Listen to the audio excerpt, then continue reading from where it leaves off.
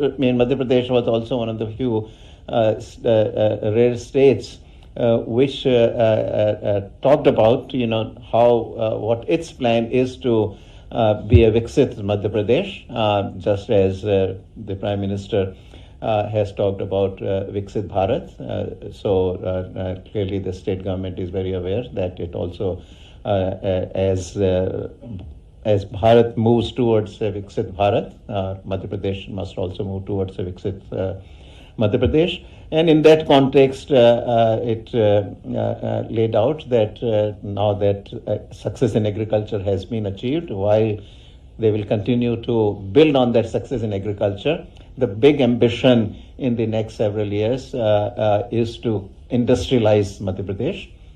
And it pointed out that it has already started working in that direction, and the Global Investment Summit that it had very recently was very much towards that objective, and that it is going to continue on that path.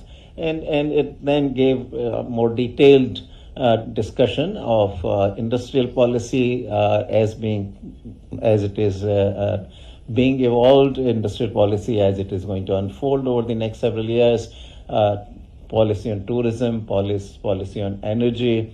So various sectors were covered as well. Now I come to the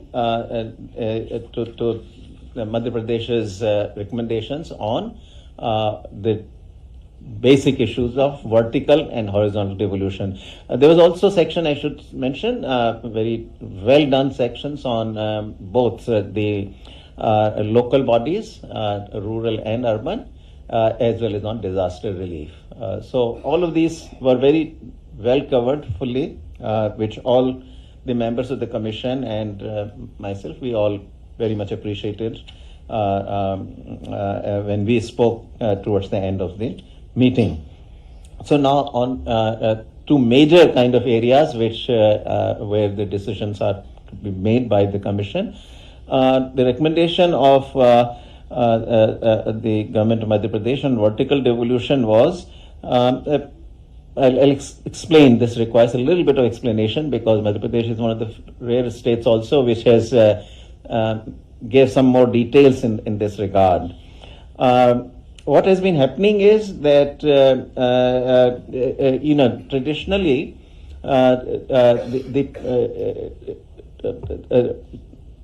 the pool of resources, which is called the divisible pool, it is not the entire universe of taxes. What the way it works out is that there are certain taxes that go directly to the state governments. These include things like state GST, any taxes that the state levies on petroleum products, any taxes that the state levies on liquor, excise duties, sales tax, etc. on these products. So these go directly to the states. Then there are certain taxes that go directly to the central government. These are taxes related to the union territories. They are part of the central government effectively for financial purposes. And also there are certain cesses and surcharges that the central government levies. These also go directly to the central government budget. All other union taxes, such as the income tax, the corporate profit tax, custom duties, anything else, that goes into the divisible pool.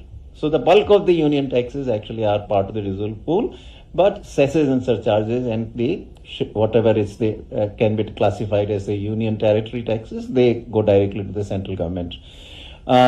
So in that context, the pitch made by the government of Madhya Pradesh was that, first of all, that the cesses and surcharges should be capped at 10%, because states get no share in the cesses and surcharges. As I explained, the cesses and surcharges go directly to the central government budget, 100% of it. So this has been the demand for almost for the last 60-70 years. This has been the demand of the states that cesses and surcharges ought to be shared.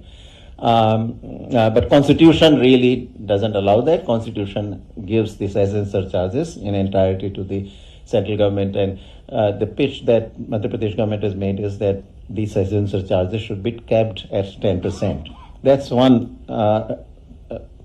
recommendation related to the vertical devolution.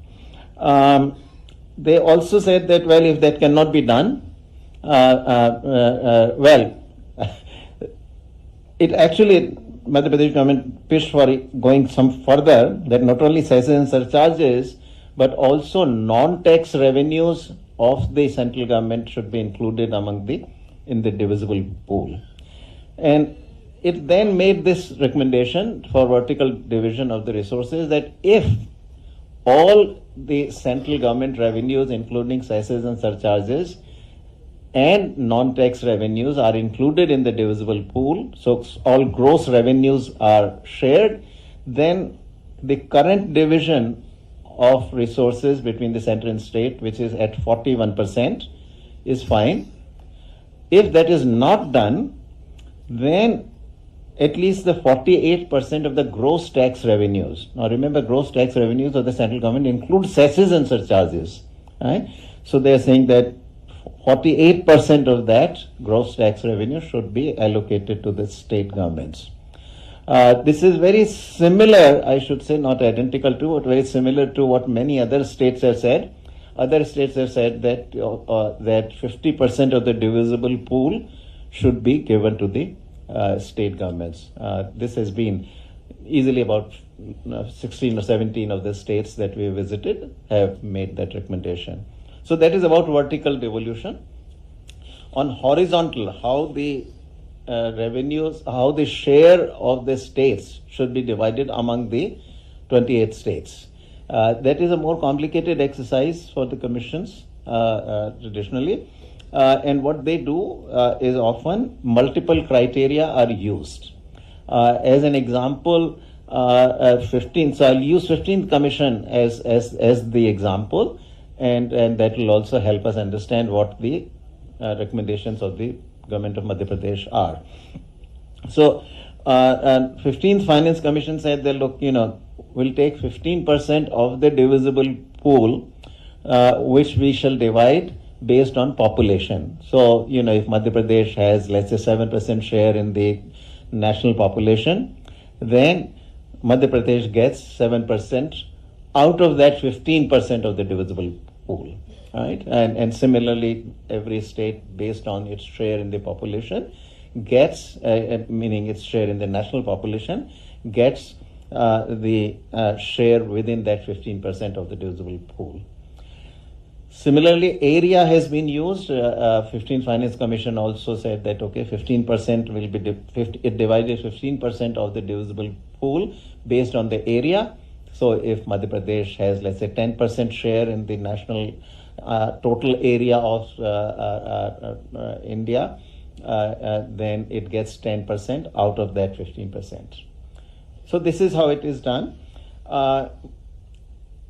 I'll give you a comparison of what the 15th Finance Commission recommended, or which has been the basis for the divisible pools division among the states during the 5-year period of the 15th Finance Commission, and what the recommendation of the Madhya Pradesh government is. So population was 15% in the 15th Finance Commission. Madhya Pradesh government suggested that we do only 10% based on population. Area was 15% also for the 15th Finance Commission. And here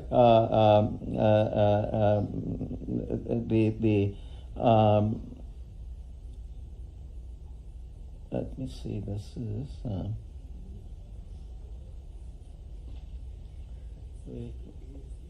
area is here. So area is also 10%. Okay. Forest and ecology is 10% for the 15th Finance Commission, and Madhya Pradesh's recommendation is that that should be raised from 10 to 15%. Okay, so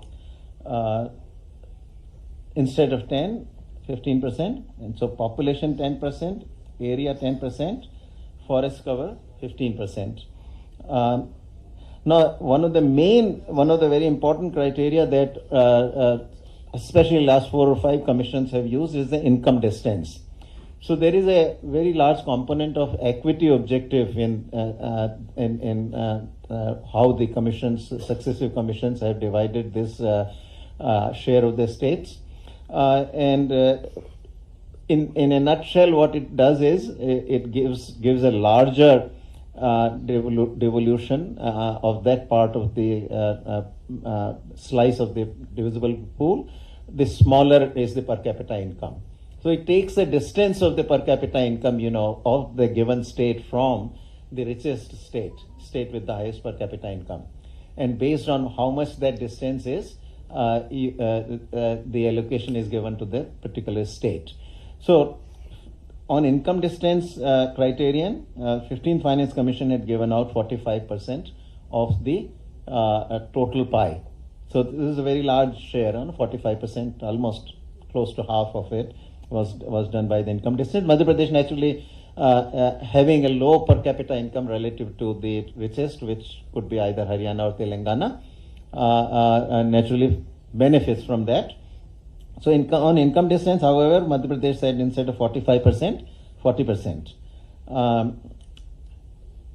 What it added instead, out of that 45%, it said do 40% for income distance, but introduce a new criterion, which is multidimensional poverty. Meaning the higher the poverty, the larger the devolution to that particular state. So 5% of the weight it assigns to then multidimensional poverty. Then the remaining part for the 15th were tax and fiscal effort was 2.5%. That is, how much the state raises its own taxes. That was also included, and 2.5% weight was given to that. And demographic performance was the last variable that the 15th Finance Commission used. This was the total fertility rate. That the lower the total fertility rate, the larger the devolution. That was given a weight of 12.5. So that total sums up 100 for 15th. Now I'll give you the remaining criteria that the state of Madhya Pradesh has suggested. Madhya Pradesh has also suggested that we give some weight to the SC/ST population. So in addition to 10% weight, 10% weight given to population, it said about another 10% should be given to the SC/ST population. So that adds another 10%.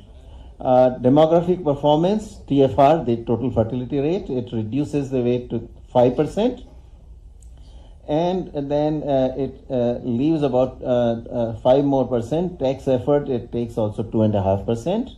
And then contribution of states GSDP to the total GDP of the country, of the 28 states really, excluding the union territories, another 2.5%. All right, so I'll now read out very quickly in one go what Madhya Pradesh has suggested for horizontal devolution.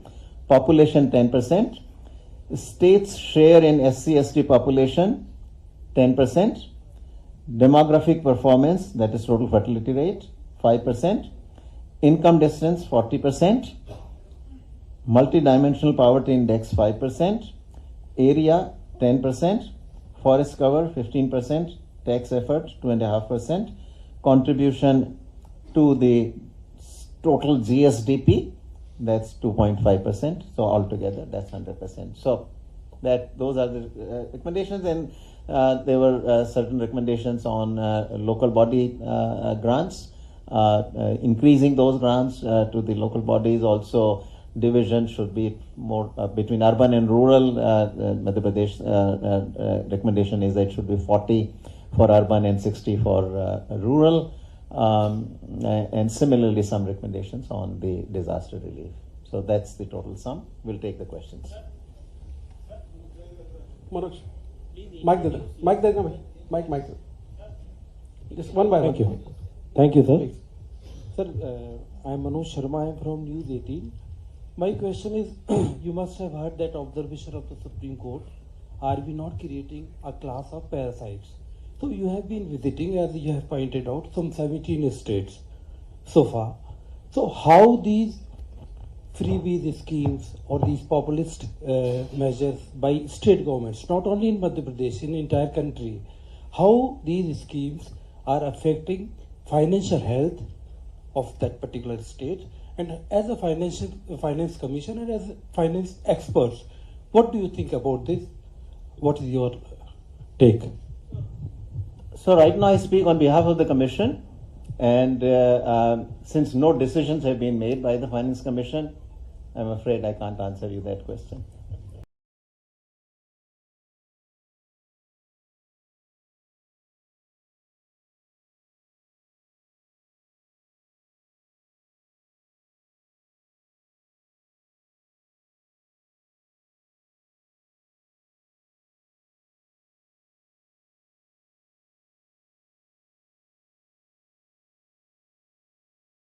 इस विषय पे मैं थोड़ा बहुत बोल चुका हूं पहले, तो उसमें आपको मिल जाएगा। अभी फाइनेंस कमीशन की बात करें, अभी देखिए यहाँ पे पूरा कमीशन बैठा हुआ है, तो अभी मैं सिर्फ कमीशन की बात करूंगा।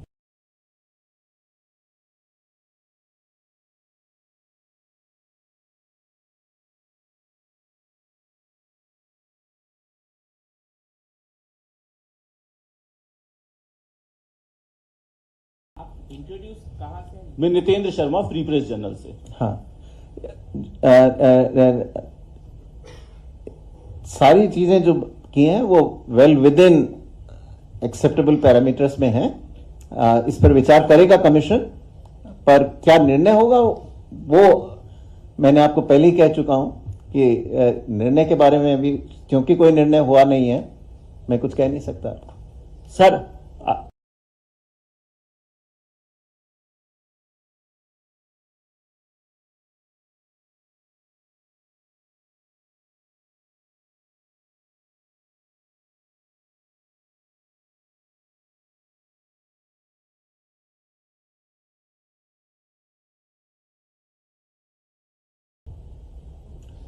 So as I said, you are all asking questions about what the commission will do.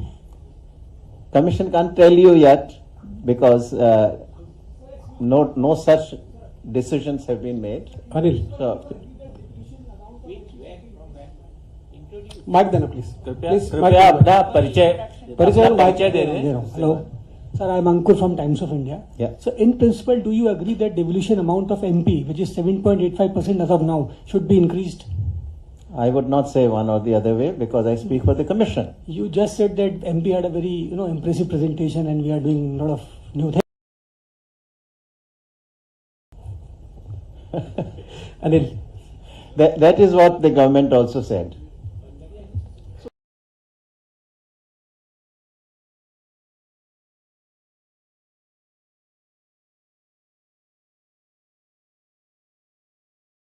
Long discussion. How can I say anything about MP without saying anything without saying about somebody else who you want MP to be increased? I have to also then tell you something about whom am I going to reduce? Right? If I were to ask you that if you want to raise MP to say 9%, who will you reduce? You don't know that. I don't know that. So that question cannot be answered because this is a percentage issue. Therefore, you increase one, you have to reduce somebody. You cannot increase one without reducing somebody. Which means that, one has to ultimately decide what the criteria are going to be that the commission will adopt. And based on those criteria, then what is the division of those resources? last question, Anil. Sir, Atul, Anil, sir, I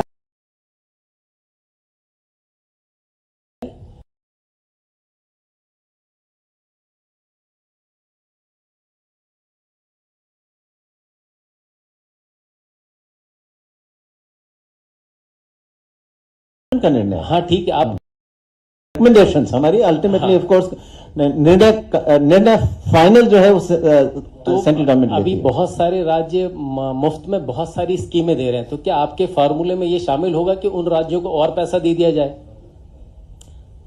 आप सभी बातें भविष्य की पूछ रहे हैं मुझे। ये इसका एक मिनट क्या ये फार्मूले में शामिल होगा आपके? इन आपकी अनुशंसाओं में? नहीं, कुछ कह नहीं, ये तो सब कमीशन को निर्णय लेना है ना इन सब बारों में। इस सब बातों पे पांचों जो मेंबर्स हैं कमीशन, पांचों यहीं बैठे हैं सर। नहीं तो अभी हमारे आपस में जो है इस विषय में कोई चर्चा तो हुए बिना निर्णय कोई भी कैसे ले सकता है? आप बहुत सारे राज्यों में घूम आए हैं, कई राज्यों आप, लेकिन मुझे थैंक यू सर, दुख है इस बात का कि आपको thank you so much for, साथियों को लंच के लिए आमंत्रित है। Thank you so much.